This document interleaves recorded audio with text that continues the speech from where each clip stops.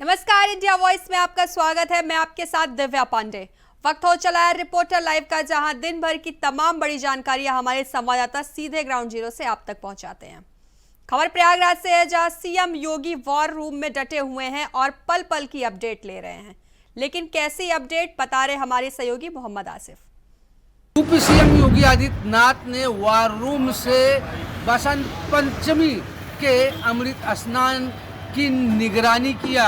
इस दौरान सीएम योगी आदित्यनाथ ने श्रद्धालुओं से जहां अपील किया कि वह प्रशासन के दिशा निर्देशों का पालन करें, वहीं सीएम पल पल की अपडेट भी मेला के अधिकारियों से लेते रहे।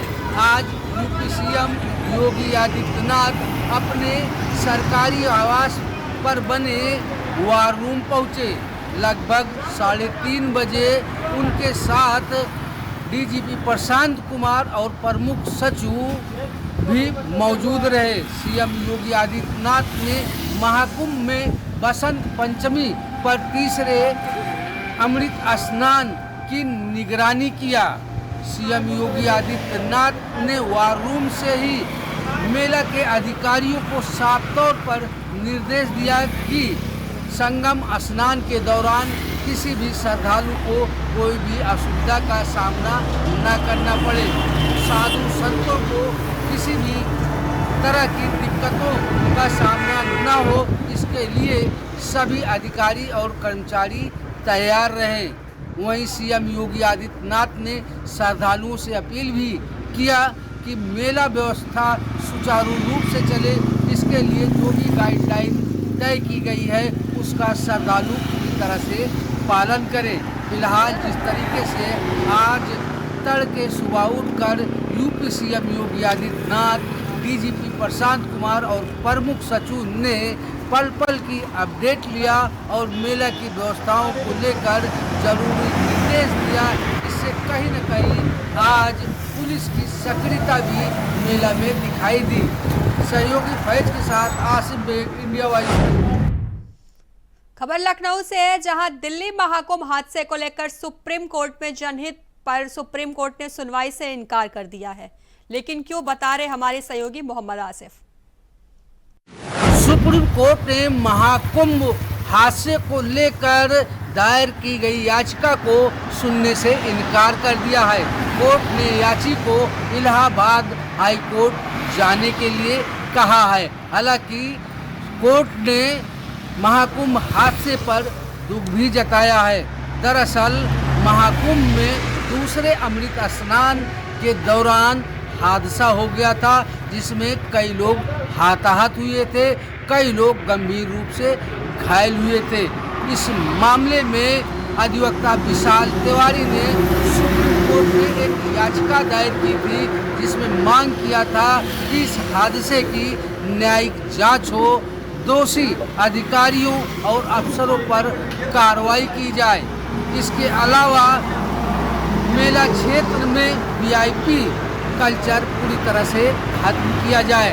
आज सुप्रीम कोर्ट में इस मामले की सुनवाई होनी थी, लेकिन सुप्रीम कोर्ट ने साफ तौर पर इस याचिका को सुनने से इनकार कर दिया। सुप्रीम कोर्ट ने कहा कि याची इलाहाबाद हाई कोर्ट जाए, जहां पर वह अपनी याचिका दायर करे।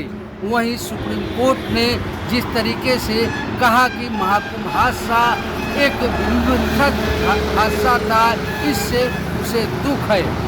सुप्रीम कोर्ट ने साफ तौर पर सलाह दिया है कि याची अब इलाहाबाद हाई कोर्ट जाए। फिलहाल महाकुंभ हादसे को लेकर जिस तरह से सुप्रीम कोर्ट ने दुख भी जताया है और याची को इलाहाबाद हाई कोर्ट जाने के लिए कहा है, इससे कहीं न कहीं चर्चाओं का बाजार भी गर्म है।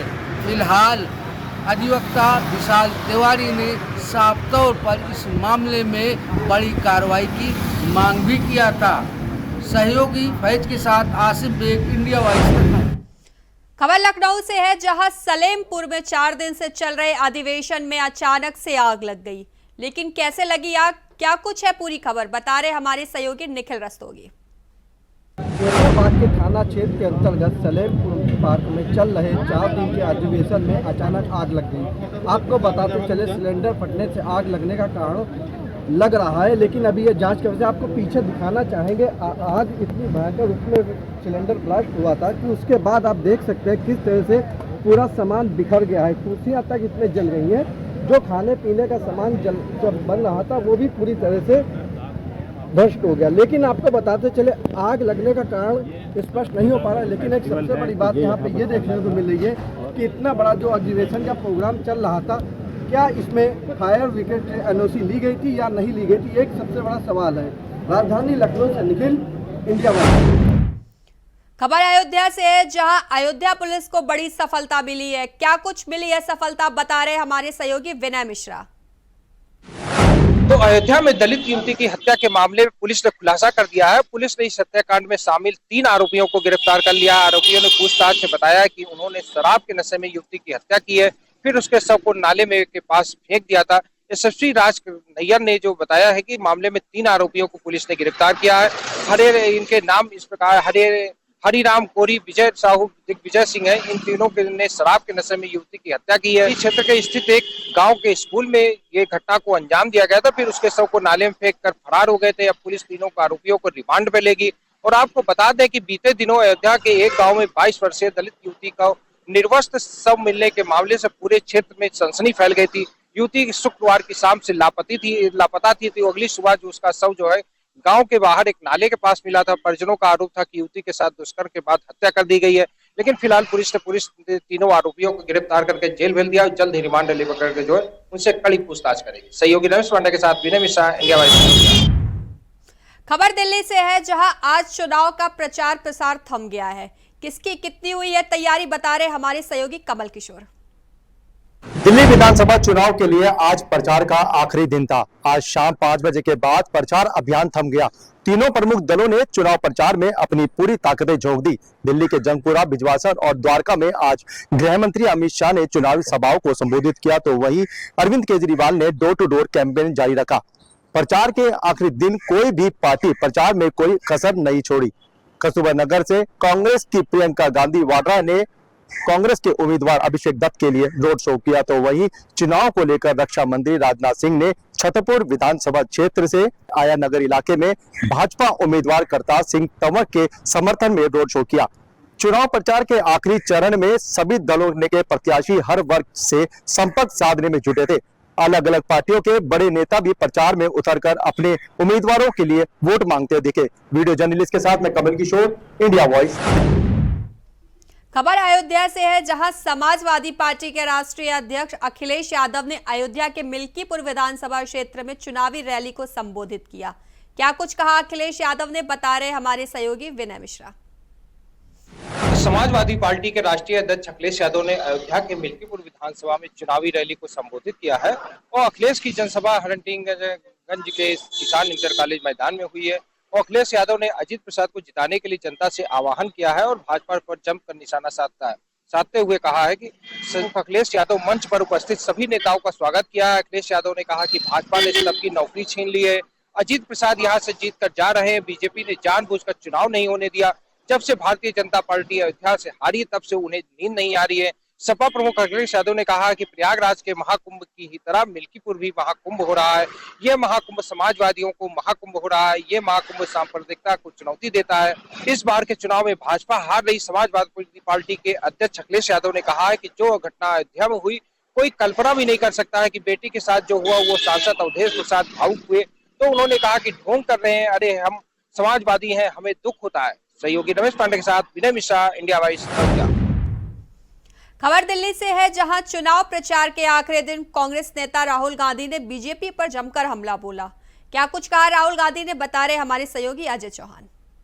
लगातार आज भी लोकसभा और राज्यसभा चल रही थी, उसके बीच में ही राज्यसभा के अंदर जिस तरह से राहुल गांधी ने बीजेपी को घेरते नजर आए, उन्हें कई मुद्दों पर बात करनी चाहिए और कहा कि जिस तरह से देश के अंदर मोदी जी ने विकास की बात कही थी, युवाओं को रोजगार की बात कही थी, मेड इन इंडिया की बात कही थी, लेकिन वो मेड इन इंडिया भी फेल होता नजर आया है। लेकिन बताते कि जिस तरह से देश की बात सामने आती है तो उन्होंने साफ साफ कहा देश के अंदर जनगणना की बात कही गई थी, क्योंकि बिहार में अभी नजदीक चुनाव है, लगातार जो जनगणना है उसको लेकर काफी समय से चर्चाओं में है, क्योंकि काफी समय से जनगणना नहीं की गई है। तो ऐसे में विकास, रोजगार और जो लोग महंगाई है वो कहाँ जाएगी, तो कहीं ना कहीं सवाल ये कहा गया आखिरकार मोदी सरकार करना क्या चाहते हैं, यानी सीधा सीधा बीजेपी को घेरता नजर आया राहुल गांधी ने साफ साफ कहा कि हम हर भाषण सुनते हैं, तरीके से सुनते हैं। ओम बिरला ने जिस तरह से मुद्दे को उठाया, हर चीज को समझाया, लेकिन जो हमारी बात है वो क्यों नहीं सुनी जाती, क्योंकि उन्होंने हमेशा रोजगार की बात कही थी। तो देश के अंदर जिस तरह बेरोजगारी हो रही है उस पर बात चर्चा की थी। बाकी वही जनगणना की बात की तो काफी समय से देश के अंदर जनगणना नहीं हुई है, उसके पर भी सवाल खड़ा किया आखिरकार देश के अंदर मोदी सरकार करना क्या चाहते हैं, क्योंकि आने वाले समय में और भी स्थिति खराब होने की बात कही गई थी। ऐसे में देखना होगा राहुल गांधी के इस बयान को लेकर जो बीजेपी अब क्या करने वाली है, क्योंकि लगातार मोदी सरकार को लेकर बीजेपी ने काफी चर्चाओं में कहा, काफी विकास की बात की, लेकिन वहीं उनके विपक्षी नेताओं ने उसको घेरते हुए नजर आए कि आखिर जिस तरह से स्पीकर, राष्ट्रपति इन मुद्दों पर क्यों नहीं बात करती है। सवाल यह है कि आखिरकार राहुल गांधी मौके पर, क्योंकि सदन चल रहा था, सदन के बीच में जब ये बात कही तो सभी ने तालियां बजाई। वहीं बता दें राज्यसभा के अंदर भी जो टेबलें थी उनका तोड़ने का प्रयास किया गया। उन्होंने साफ कहा कि जो चर्चा है उन पर चर्चा की जाए, ना कि अन्य बातों पर चर्चा किया। वहीं महाकुंभ को भी लेकर के ये बात कही गई थी, आखिरकार महाकुंभ में जो मौतें हुई हैं उनको क्यों छिपाया जा रहा है, उसका पूरा जो ब्यौरा है वो क्यों नहीं दिया रहा, उस पर भी सियासत गरमाती नजर आई। दिल्ली से अजय चौहान। खबर कानपुर से है, जहां नौबस्ता स्थित अवैध निशु हॉस्पिटल की काली करतूत का वीडियो स्ट्रिंग कैमरे में कैद हो गया।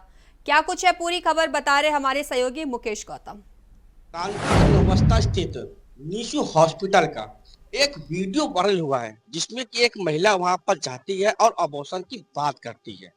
बता दें कि जो संचालक निशु हॉस्पिटल के हैं देश राजपाल, वो पूरी तरह से अपने हॉस्पिटल में अबॉर्शन का जो काला धंधा है, जिस तरह से जो रोक लगाई गई है, वो अपने लेडी डॉक्टर से वो काम करवाते हैं। इसमें एक वीडियो वायरल हुआ है कि जो लेडी बात कर रही है, जो डॉक्टर है वो साफ बोल रही है कि इसमें आप पहले अल्ट्रासाउंड कराइए, जो जांच आएगी, जांच के बाद अच्छे से अबॉर्शन किया जा सकता है। इसको लेकर के जब सीएमओ से बात की गई तो सीएमओ साहब ने बोला कि इसकी जांच की जा रही है और जैसे भी इसमें जो जांच पाए जाते हैं, कोई जो वीडियो वाले हुआ उसकी जांच पाए जाते हैं, उसके सख्त इसमें कठोर कार्रवाई की जाएगी। और अगर उसमें ये पाए जाती है कि उसमें रजिस्ट्रेशन भी नहीं है, उसके खिलाफ भी उस डॉक्टर के और हॉस्पिटल के खिलाफ कार्रवाई की जाएगी। कानपुर से मुकेश गौतम, इंडिया। रुकेंगे छोटे से ब्रेक के लिए, जल्द हाजिर होंगे।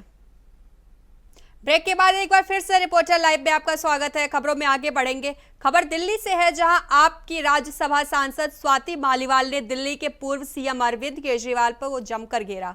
क्या कुछ कहा स्वाति मालीवाल ने, बता रहे हमारे सहयोगी कमल किशोर। आम आदमी पार्टी की राज्यसभा सांसद स्वाति मालीवाल ने मतदान से ठीक पहले एक बार फिर पार्टी के मुखिया अरविंद केजरीवाल को घेरने की कोशिश की। स्वाति मालीवाल सोमवार को पूर्वांचल समाज की महिलाओं के साथ दिल्ली में यमुना के घाट पर पहुंची और उन्होंने यमुना को बदतर हालत के लिए दिल्ली के मुखिया केजरीवाल को दोषी ठहराया। बता दें कि दिल्ली में वोटिंग का वक्त बिल्कुल नजदीक है और यहाँ 5 फरवरी को वोटिंग होनी है और बीजेपी के तमाम बड़े नेताओं ने यमुना की सफाई को दिल्ली विधानसभा चुनाव में मुद्दा बनाया और इसकी खराब हालत के लिए अरविंद केजरीवाल जिम्मेदार है। स्वाति मालीवाल ने कहा, यमुना नदी हमारी मां है और अरविंद केजरीवाल की वजह से यहाँ सीधे सीधे गंदे पानी का नाला बन चुकी है। मैं यहाँ पूर्वांचल महिलाओं के साथ आई हूँ। यमुना की हालत बेहद खराब है और यहाँ इतनी बदबू आ रही कि यहाँ खड़ा होना भी मुश्किल है। स्वाति मालीवाल ने महिलाओं के समूह के साथ अरविंद केजरीवाल के आवास के पहुंची और प्रदर्शन किया, लेकिन दिल्ली पुलिस ने उन्हें हिरासत में ले लिया। आम आदमी पार्टी के सांसद ने कहा कि उनसे सवाल पूछेंगे कि यमुना की सफाई के 7500 करोड़ रुपए कहां गए। स्वाति मालीवाल ने सवाल उठाया कि पूर्वांचल महिलाएं जानना चाहती है कि उन्हें छठ की पूजा कहां करेगी। वीडियो जर्नलिस्ट के साथ मैं कमल किशोर, इंडिया वॉइस। खबर मिर्जापुर से है, जहां मुख्य चिकित्सा अधिकारी की धमकी से पत्रकारों में आक्रोश है। क्या कुछ है पूरी खबर, बता रहे हमारे सहयोगी कमल किशोर। मिर्जापुर के थाना लालगंज के अंतर्गत एक समाधान दिवस लगाया गया था, जहां पर उच्च अधिकारी वहां पर ड्यूटी दे रहे थे। सैकड़ों लोग सब फरियादी आ रहे थे, अपनी समस्या को लेकर सबको समस्या निदान किए जा रहे थे। बता दें कि वही जिलाधिकारी प्रियंका निरंजन और एसपी मिर्जापुर के सोमेन वर्मा भी वहां मौजूद थे। उनके बगल में सीएम मोसी एल वर्मा ने भी समाधान दिवस देख रहे थे। बता दें कि जिलाधिकारी और एसपी लोगों की समाधान करने में व्यस्त रह गए। इतनी भीड़ बढ़ गई थी कि बता रहे लोगों को एक एक करके समाधान देख रहे थे। यही बगल में बैठे सीएम मोसी एल वर्मा अपने रील में ही व्यस्त थे। बता दे वीडियो में साफ साफ दिख रहा था, ऐसा लग रहा था ये बिल्कुल अपनी ड्यूटी पर न होके अपने घर में बैठ के आराम से रील देख रहे हैं। ये हम बिल्कुल पुष्टि नहीं करते कि फेसबुक के वायरल देख रहे थे, वो रील देख रहे थे या फिर इंस्टाग्राम का, लेकिन बताए रील देख रहे थे। वीडियो में साफ साफ दिख रहा है कि वो टाइम पास कर रहे थे। वहां पर फरियादियों के लिए जिस तरह से वो उनको वहां पर चुना गया था बैठ कर फरियादों सुनने के लिए, लेकिन वो बिल्कुल ध्यान नहीं दे रहे थे। किसी पत्रकार ने उनकी वीडियो बनाई, वीडियो बनाने को सोशल मीडिया पे वायरल कर दिया गया। सोशल मीडिया पर वायरल होने के बाद इतनी तेज से वो चली कि सीएमओ साहब किसी साफ साफ कारनामे दिख रहे थे। और फिर धमकी भरी अंदाज में 8:30 बजे रात में सीएमओ ठीक उस पत्रकार को फोन करते जिन्होंने खबर चलाई थी कि वो धमकी दे रहे थे कि अभी 3 दिन के अंदर तुमको नोटिस भेजवाते हैं, और जिस तरह तुमने जो है कि खबर चलाई थी। पिछले बार हमने कुछ पत्रकार को हमारे पैर छू रहे थे, माफी मांग रहे थे, हमने छोड़ दिया। इस बार बिल्कुल रास्ता निकालते हैं। हम उन पत्रकार को सामने हमारे बगल में मौजूद है जिनके पास में रात में 8:30 बजे जबकि सो रहे तो उस पर फोन आया धमकी भरे अंदाज में। सीएमओ ने इनको धमकी दिया 3 दिन के अंदर नोटिस भिजवाएंगे। आज तीसरा दिन है। यहीं पर बहुत पूरे मिर्जापुर में पत्रकार लोग बैठकर धरना प्रदर्शन कर रहे हैं। इस तरह से कारनामे सीएमओ के नहीं चलेंगे। पत्रकार जो मीडिया जगत है उसको स्वतंत्र किया जा रहा है, वो सभी की कमियों को भी सामने उजागर करता है, उनकी अच्छाइयों को उजागर करता है। लेकिन बता दें ऐसे सीएमओ साहब जो कि कमियां अपनी छिपाने के लिए अपनी कमियों को जबकि मानने के लिए तैयार नहीं, वो सिर्फ कोर्ट से नोटिस दिलाने और जेल भेजने की बात कर रहे हैं। इस तरह से पत्रकारों के साथ अनहोनी हो रही। मिर्जापुर के पत्रकार सब इकट्ठा होकर अपनी मांग कर रहे हैं कि वो आके यहाँ पे माफी मांगे या फिर माफी मांगने के बाद अपनी गलतियों को सुधारे। हालांकि बता दें अभी तक मिर्जापुर के उच्च अधिकारी का कोई भी हम लोग के पास कोई नोटिफिकेशन नहीं आया, कोई बात अभी तक नहीं आया। लेकिन पत्रकारों का कहना है कि हम लोग तब तक यहाँ धरना प्रदर्शन करते रहेंगे जब से हमारी मांगे नहीं पूरी की जा सकती है। मिर्जापुर से कमलेश कुमार। खबर प्रयागराज से, जहां संगम नगरी में आज बसंत पंचमी के दिन अमृत स्नान संपन्न हो गया है। कैसी रही तैयारी बता रहे हमारे सहयोगी शोएब रिजवी। संगम नगरी प्रयागराज में आस्था के महाकुंभ में आज बसंत पंचमी का स्नान सकुशल हुआ। दरअसल ये अंतिम अमृत स्नान था जिसमें अखाड़ों ने बढ़ चढ़ कर हिस्सा लिया। तमाम अखाड़े पूरे जोश के साथ संगम के घाटों पर पहुंचे और वहां पर उन्होंने स्नान किया। उनके लिए स्पेशल घाट बनाया गया था। यही नहीं, जो अलग अलग घाट बनाए गए थे उस पर बड़ी संख्या में श्रद्धालुओं ने माँ गंगा से आशीर्वाद दिया। दरअसल आज विद्या की देवी सरस्वती की भी पूजा अर्चना होती है। बसंत पंचमी का ये पर्व पूरे उल्लास के साथ मनाया गया। साथ ही साथ इस महाकुंभ में जो 3 अमृत स्नान होने थे उसका आज अंतिम स्नान पर्व था। हालांकि मौन्योत्सव में जो भगदड़ मची थी उसकी वजह से थोड़ा श्रद्धालुओं की जो संख्या है उसमें ज़रूर कमी आई। लेकिन प्रशासन का अगर दावा माना जाए तो करीब 1.5 करोड़ से भी ज़्यादा श्रद्धालुओं ने आस्था की डुबकी लगाई है। तो कहा जा सकता है कि संगम नगरी प्रयागराज में लगातार श्रद्धालुओं का इस तरह से आने का सिलसिला जारी है। सरकार की व्यवस्थाओं की लोग तारीफ कर रहे हैं और जिस तरह से व्यवस्थाएं की गई हैं उससे लोग बहुत खुश भी हैं और लगातार माँ गंगा से आशीर्वाद देने के लिए पूरे देश के अलग अलग कोने से संगम नगरी प्रयागराज में महाकुंभ इलाके में श्रद्धालु पहुँच रहे हैं। कैमरामैन सचिन प्रजापति के साथ शोएब प्रयागराज। खबर जयपुर से है, जहां राजस्थान विधानसभा का बजट सत्र आज दूसरे दिन भी हंगामादार रहा। किसने किया हंगामा, खबर पर ज्यादा जानकारी दे रहे हमारे सहयोगी भुवनेश टॉक। विधानसभा सत्र का आज दूसरा दिन बड़े ही हंगामेदार बहस के साथ शुरू हुआ। विपक्ष का आरोप है कि सरकार ने बड़े ही महंगे दामों पर कोयला खरीदा है। विपक्ष के आरोप पर जवाब देते हुए ऊर्जा मंत्री ने कहा कि आप चाहो तो इस पर एक दिन बहस करवा लो, क्योंकि कांग्रेस सरकार ने काफी घोटाले किए हैं, जबकि आरोप लगाया जा रहा है कि भाजपा की यह सरकार कोयले में घोटाला कर रही है। हंगामा तब भी हुआ जब विपक्ष के सवालों का जवाब देने के लिए राज्य मंत्री ओटाराम देवासी उठे। करोड़ी लाल मीणा, जिनके पास में पंचायती राज मंत्री है, वह आज भी विधानसभा में अनुपस्थित रहे। उन्हीं की जगह जवाब देने के लिए जब राज्य मंत्री ओटाराम देवासी खड़े हुए तब भी विपक्ष की ओर से विरोध जताया गया। प्रतिपक्ष नेता टीकाराम जूली के द्वारा जब अपनी बात सदन में रखी जा रही थी तो इसी बीच जोगाराम पटेल जो कि संसदीय कार्य मंत्री है, उन्होंने बीच में टोका टोकी की तो पीसीसी चीफ गोविंद सिंह डोटासरा ने इस बात को सदन में उठाया और जोगाराम पटेल से माफी मांगने को कहा गया। दोनों ही दलों के अंदर बहस छिड़ती देख विधानसभा के स्पीकर वासुदेव देवनानी ने दोनों ही पक्षों को शांत किया। वहीं भजन लाल सरकार के द्वारा आज एक महत्वपूर्ण बिल भी सदन में रखा गया। धर्म परिवर्तन के विरोध में विधेयक 2025 को सदन में रखा गया।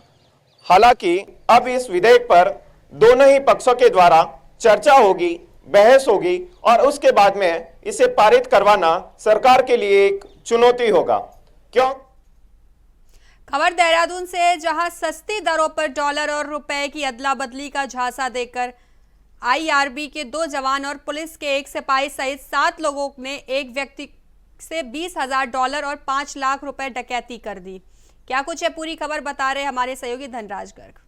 उत्तराखंड पुलिस को एक बड़ी कामयाबी हाथ लगी है, जहां पर उत्तराखंड पुलिस को एक सूचना मिली थी कि एक व्यक्ति से डॉलर बदलने के नाम पर ठगी कर ली गई है, यानी कि उससे डकैती भी की गई है और ठगी भी की गई है। क्योंकि देखिएगा कि जो शिकायत करता है उन्होंने शिकायत दर्ज कराई थी थाना प्रेमनगर में और साफ तौर पर कहा था कि उनसे डॉलर के नाम पर ठगी की गई है, क्योंकि उनसे 20 लाख डॉलर बदलने की बात की गई थी सस्ते दाम पर और वो उसके लिए 8 लाख रुपए लेकर मौके पर पहुंचे थे, जहां पर 7 लोगों ने उनके साथ ठगी की और ठगी के साथ साथ उनसे लूट भी कर ली, यानी कि उनके डॉलर भी छीन लिए और जो पैसा लेकर वो पहुंचे थे वो पैसा भी छीन लिया। तो डबल कहीं ना कहीं उनके साथ इस तरह से विश्वासघात किया गया है, क्योंकि उन्होंने साफ तौर पर बताया कि जिस तरीके से फर्जी तरीके से उनको डॉलर बदलने के नाम पर ठगी की गई है उसकी शिकायत उन्होंने थाना प्रेमनगर में दर्ज कराई थी, जिस पर पुलिस ने कार्रवाई करते हुए यानी कि सीसीटीवी फुटेज खंगालते हुए 7 लोगों को गिरफ्तार किया है, जिसमें से 2 आरबीआई के जवान हैं और एक पुलिस का सिपाही है। एसएसपी अजय सिंह ने साफ तौर पर बताया है कि 7 लोगों को गिरफ्तार कर लिया गया है और अब कानूनी कार्रवाई भी उन पर की जा रही है, जिनके पास से डॉलर भी बरामद किए गए हैं। इसके साथ ही 2.5 लाख रुपए नगद भी बरामद किए गए हैं और इसके साथ ही देखिएगा कि पुलिस प्रशासन कहीं ना कहीं लगातार अपील भी जनता से करता हुआ नजर आता है और साफ तौर पर कहीं ना कहीं कहा जाता है कि इस तरह की ठगी से बचने के लिए ऐसे लोगों के बहकावे में ना आए जो कि आपको ठगने की कोशिश कर रहा हो। यदि आपको लगता है कि कोई आपको बहकाने की कोशिश कर रहा है तो उसकी शिकायत पुलिस थाने में कराएं या फिर एसएसपी अजय सिंह के पास भी आप सीधी शिकायत करा सकते हैं। और यदि इस तरह के मामले आते हैं तो कहीं ना कहीं उन पर पुलिस कार्रवाई भी करती है और अभी देखिएगा कि 7 लोगों को पुलिस ने गिरफ्तार किया है, तो कहा जा सकता है कि बड़ी कामयाबी कहीं ना कहीं उत्तराखंड पुलिस को हाथ लगी है। India voice Dhanraj Garg. खबर पीलीभीत से है, जहां पूरनपुर रेलवे स्टेशन पर सांसद और केंद्रीय मंत्री जितिन प्रसाद ने जनसभा को संबोधित किया। क्या कुछ कहा मंत्री ने, बता रहे हमारे सहयोगी अमित पाल। पीलीभीत सांसद जितिन प्रसाद के द्वारा पीलीभीत को एक बड़ी सौगात दी गई है। जैसे कि आपको बता दें, पीलीभीत में गोरखपुर एक्सप्रेसों को हरी झंडी दिखाकर के रवाना किया गया है और यहां पर जैसे कि बता दें कई दिनों से प्रस्ताव चल रहा था। वहीं जैसे रविवार दिन को सांसद जितिन प्रसाद के द्वारा गोरखपुर एक्सप्रेसों को हरी झंडी दिखाकर के रवाना किया गया। वहीं पीलीभीत में जनसभा भी की गई है, जनसभा को भी संबोधित किया है और बड़ी सौगात देने के लिए बात कही गई है। कहा गया है कि दिल्ली और पंजाब के लिए भी जल्द से जल्द ट्रेनें चालू की जाएंगी ताकि व्यापार बढ़ सके और दिल्ली आने जाने में कोई दिक्कत ना हो और दिल्ली अधिकतर जनता पहुंच सके। और वहीं दूसरी तरफ पूरनपुर में भी आकर करके वो इसी ट्रेन को हरी झंडी दिखाते हुए जनसभा को संबोधित किया और दिल्ली और पंजाब के लिए जो ट्रेनों के लिए भी कहा गया है जल्दी संचालन होगा। लेकिन काफ़ी दिनों से अभी तक संचालन ना होने के कारण व्यापारियों लोग भी अभी तक जो है व्यापार नहीं बढ़ पा रहा है। उनका कहना जल्द से जल्द दिल्ली और पंजाब के लिए भी ट्रेनें चालू की जाए, जिसके चलते सांसद के द्वारा वहीं जितिन प्रसाद के द्वारा कहा गया कि दिल्ली और पंजाब के लिए भी जल्द से जल्द ट्रेनें चालू की जाएंगी। रिपोर्टर लाइव में आज के लिए बस इतना ही। बने रहिए इंडिया वॉइस के साथ। नमस्कार।